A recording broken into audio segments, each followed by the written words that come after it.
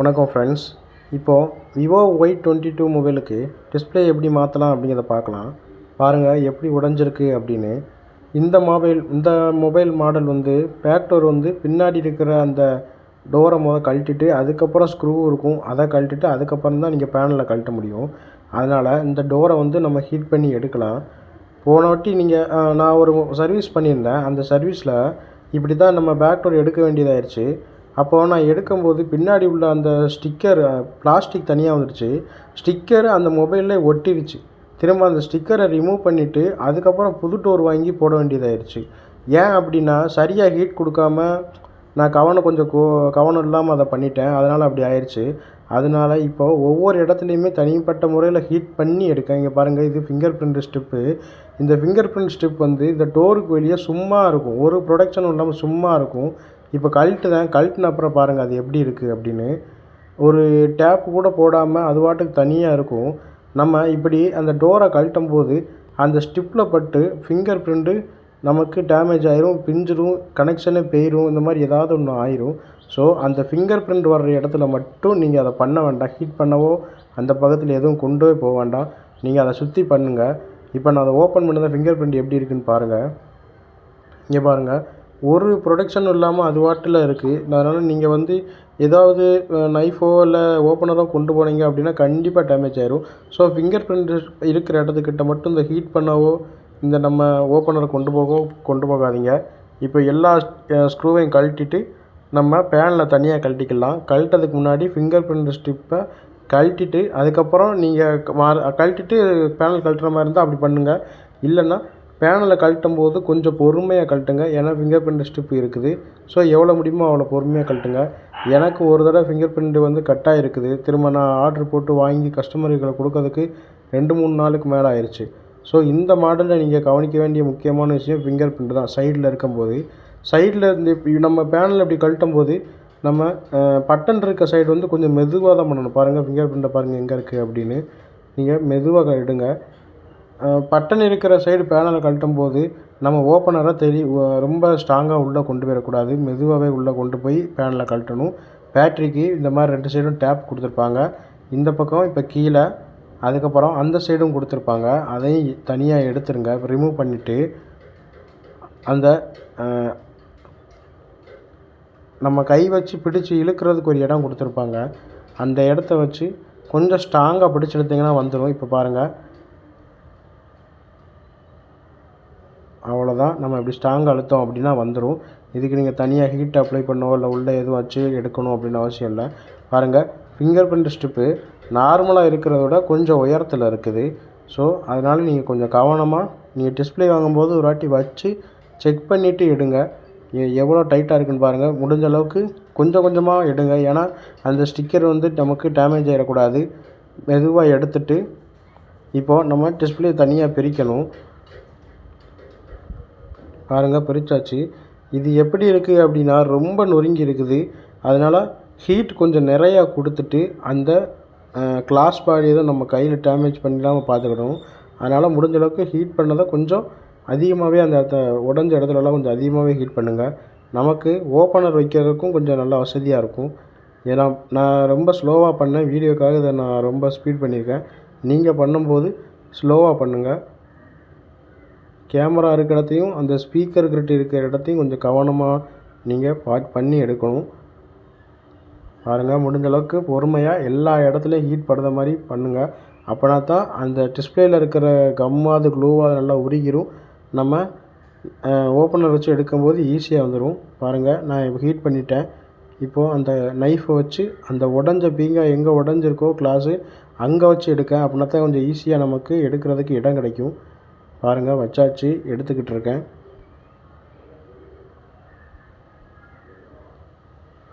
இதில் அந்த உடஞ்சிருக்க கண்ணாடி கிளாஸ் இருக்கிற பகுதியில் கொஞ்சம் கவனமாகவே இருங்க.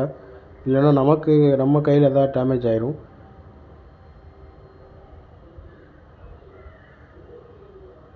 ரொம்ப ஸ்ட்ராங்காக பிடிச்சிருக்குது. எவ்வளோ ஹீட் பண்ணியும் வரல. பாருங்கள், ஓரளவுக்கு எடுத்தாச்சு.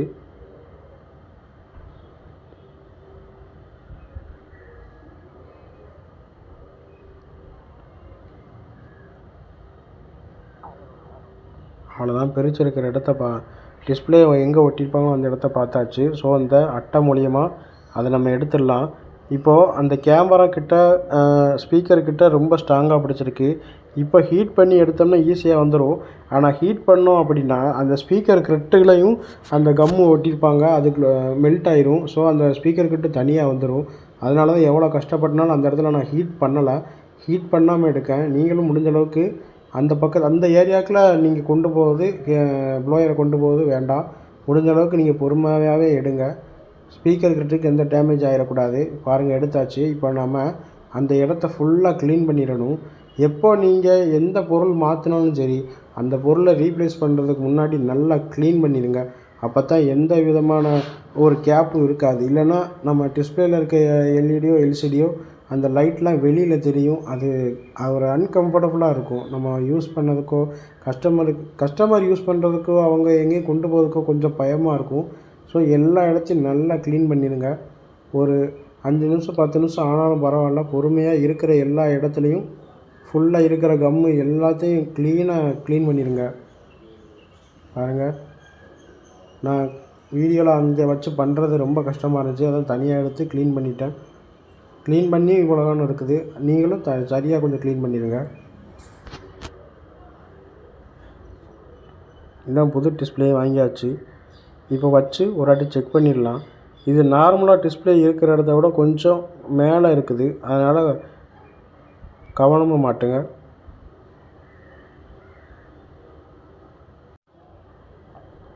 பாருங்கள், அதுக்கு ஒரு காடி கொடுத்துருப்பாங்க. அந்த காடியில் போய் கரெக்டாக இது செட் ஆகணும். அப்படி இல்லைன்னா பின் எல்லாம் டேமேஜ் ஆயிரும். ஸோ முடிஞ்ச அளவுக்கு அந்த காடியில் வச்சு பண்ணுற மாதிரி பார்த்துக்கோங்க. நான் இப்போது ஸ்ட்ரிப்பை மாட்டியாச்சு. அந்த பேப்பரை எடுத்து கரெக்டாக அதோடய ப்ளேஸில் வச்சுட்டு நம்ம பேட்டரியை வச்சு ஒரு வாட்டி செக் பண்ணிவிட்டு அதுக்கப்புறம் டிஸ்பிளே ஒட்டிடலாம். கரெக்டாக செக்கிங் கோடு போட்டு நான் செக் பண்ணிட்டேன். நீங்களும் செக்கிங் கோடு போட்டு செக் பண்ணிடுங்க. செக்கிங் கோடு வேணும்னா நம்ம சேனலில் பாருங்கள். விவோ மட்டும் இல்லை, எல்லா மாடலுக்குமே செக்கிங் கோடு கொடுத்துருக்கேன். அதையும் ஒரு தடவை செக் பண்ணி பார்த்துக்கோங்க. மாட்டியாச்சு. இப்போ ஆன் பண்ணி நம்ம டிஸ்பிளேயோட டச்சு கலர் எல்லாத்துலேயும் ஒரு கரெக்டாக வருதா எல்லாத்தையுமே நம்ம செக் பண்ணி பார்த்துக்கலாம். ஐ ப்ரொடக்ஷன் போட்டிருக்காக்கா, அதுதான் உங்களுக்கு மஞ்சள் கலரில் இருக்குது. ஐ ப்ரொடக்ஷன் எடுத்து விட்டுட்டு பிரைட்னஸ் எப்படி இருக்குது, என்ன ஏது எல்லாத்தையும் பார்த்துக்கோங்க.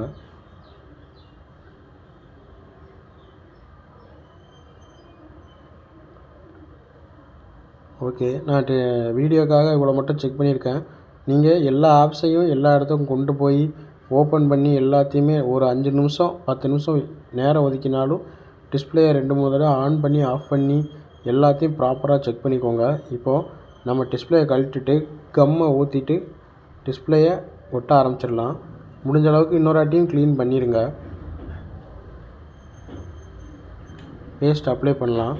பேஸ்ட் அப்ளை பண்ணும்போது அதிகமாகவும் இல்லாமல் குறையாகவும் இல்லாமல் கரெக்டான மீடியமான இடத்துல மீடியமாக அளவு வச்சு கம் அப்ளை பண்ணுங்கள்.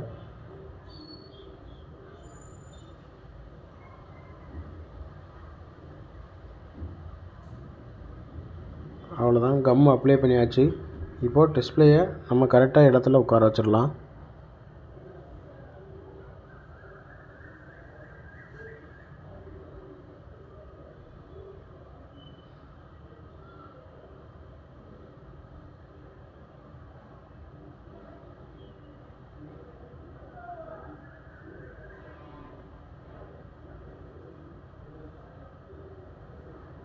அவ்வளோதான், செட் பண்ணியாச்சு.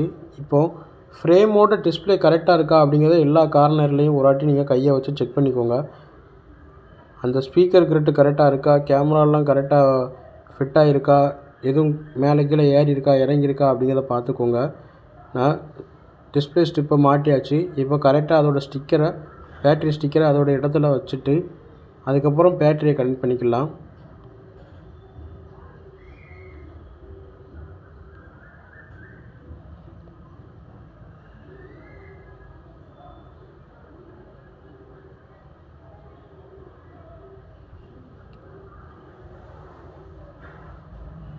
அவ்வளோதான், மாட்டியாச்சு. இப்போது பேனலை மாட்டி ஸ்க்ரூவை போடணும்.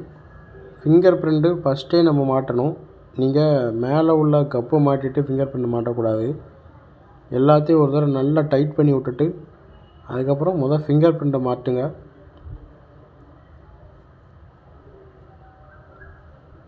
இப்போது கப் எடுத்து அதோடய இடத்துல வச்சிடலாம்.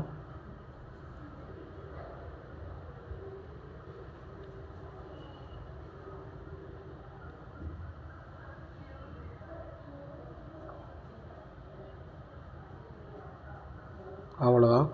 இப்போ நம்ம எல்லா இடத்துலையும் ஸ்க்ரூ போட்டுடலாம். பேக் டோரை கழட்டும் போது கொஞ்சம் பொறுமையாக கழட்டுங்க, இல்லைன்னா டோர் தனியாக ஸ்டிக்கர் தனியாக போயிடும். அதே மாதிரி சில பேக் டோர் கழட்டும் போது கேமராவுக்கு இருக்கிற அந்த பம்ப் தனியாக வந்துடும். அது தனியாகவும் பேக் டோர் தனியாக இருக்கும். சிலது பேக் டோரோடே அட்டாச் ஆகி அந்த கேமரா பம்ப் இருக்கும். ஸோ எப்படி இருக்குது அப்படிங்கிறத கரெக்டாக பார்த்துக்கோங்க. ஏன்னா இந்த மாதிரி சின்ன சின்ன விஷயத்தை கவனிக்கிறது ரொம்ப நல்லது. இல்லை அப்படின்னா அதை நம்ம கை காசை போட்டு வாங்குற மாதிரி ஆயிரும்.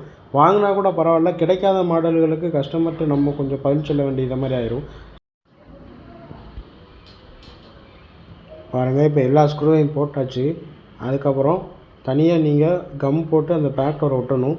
பேக் டோர் ஒட்டும் போது கரெக்டாக ஃபிட் ஆகிட்டா அப்படிங்கிறத பார்த்துக்கோங்க. கொஞ்சம் தூக்கினாப்புல கொஞ்சம் அந்த மாதிரி இடத்துல இருக்குன்னா நம்ம அந்த பேட்ரி கனெக்ட் பண்ண ஸ்டிக்கரு, அந்த ஃபிங்கர் பிரிண்ட் இருக்கிற இடம் எல்லாத்தையும் ஒரு தடவை கரெக்டாக பார்த்து நம்ம கையை வச்சும் எல்லா இடத்துலையும் எல்லா கார்னரும் கரெக்டாக ஃப்ரேமோடு ஃபிட் ஆகிருக்கா அப்படிங்கிறத பார்த்துக்கோங்க. இப்போது ரப்பரை போட்டு ஒரு அரை மணி நேரம் இல்லாட்டி 1 மணி நேரம் காய வச்சுட்டு கஸ்டமர்கிட்ட ஒட்டி கொடுங்க. ஒட்டி கொடுக்கும்போது டெம்பர் ஒட்டி கொடுத்துருங்க மறக்காமல். அது கஸ்டமருக்கு ஒரு நல்ல இம்ப்ரெஷன் நம்ம கொடுக்கும். இந்த வீடியோ உங்களுக்கு பிடிச்சிருச்சுன்னா லைக் பண்ணுங்கள். எதுவும் டவுட்னா கமெண்ட் பண்ணுங்கள். உங்கள் ஃப்ரெண்ட்ஸுங்களுக்கும் ஷேர் பண்ணுங்கள். மொபைல் சர்வீஸ் கற்றுக்கிடணும் அவங்களுக்கு நம்ம வீடியோ ரெக்கமெண்ட் பண்ணுங்கள். உங்களுக்கு என்ன சர்வீஸ் வேணும் அப்படிங்கிறதையும் சொல்லுங்கள். நான் முடிஞ்சால் உங்களுக்கு நான் வீடியோ போட்டு தரேன். இந்த வீடியோ நேரம் பார்த்ததுக்கு நன்றி ஃப்ரெண்ட்ஸ். தேங்க்யூ. அடுத்த வீடியோவில் பார்க்கலாம்.